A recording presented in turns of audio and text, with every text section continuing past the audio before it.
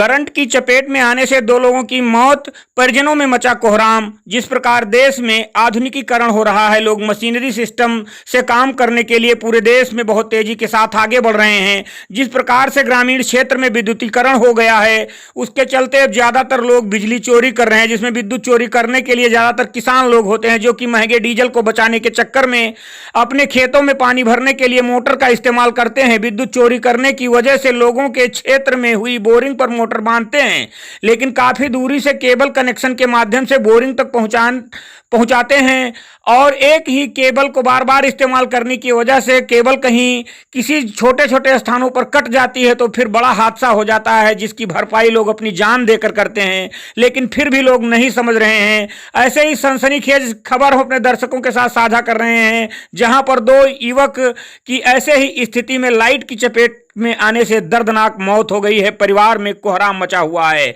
नमस्कार, मैं हूं पंकज मिश्रा और आप देख रहे हैं यूपी श्रावस्ती एक्सप्रेस। अगर आप हमारे चैनल में नए हैं तो चैनल को सब्सक्राइब कर बेल आइकन को दबा दें, जिससे हमारे हर खबर की नोटिफिकेशन सबसे पहले आपको मिलती रहे।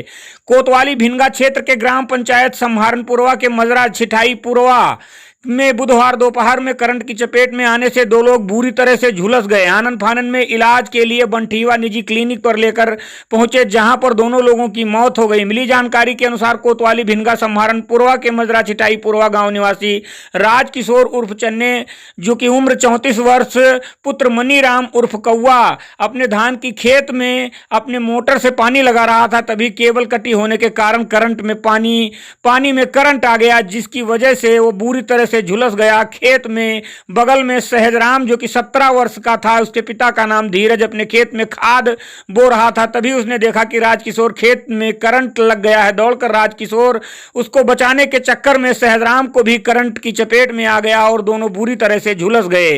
स्थानीय लोग शोरगुल सुनते ही खेत के तरफ दौड़े, देखा तो दोनों करंट की चपेट में बेहोश खेत में पड़े हुए थे। दोनों के इलाज के लिए निजी क्लिनिक ले जाया गया, जहां पर दोनों लोगों की दर्दनाक मौत हो गई। सूचना पर पहुंची पुलिस जांच पड़ताल में जुटी हुई। दोनों के मौत के बाद गांव में मातम पसरा हुआ है।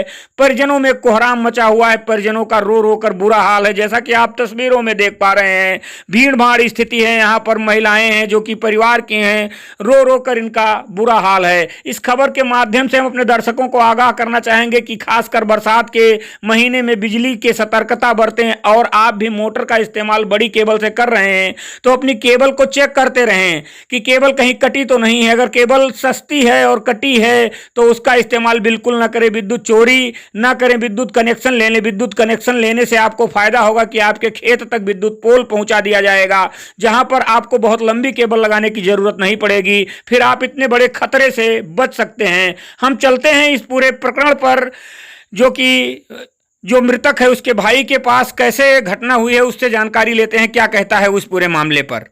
मैं आपके मनोज कुमार, कहाँ रह जाता है? छिठाईपुरवा। घटना जोन भाई है ये कौन है आपके? बड़े भाई। क्या नाम है इनका? राजकिशोर।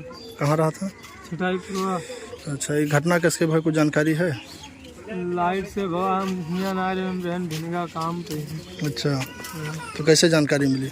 ये जब हियां लेके गया तो फोन मिला नहीं तो हम आए नहीं। अच्छा, इनके कुछ लड़के बच्चे हैं? 3 लड़कियां हैं, एक बिटिया है। 3 लड़कियां हैं, एक बिटिया है। अच्छा, कई साल के हैं लगभग?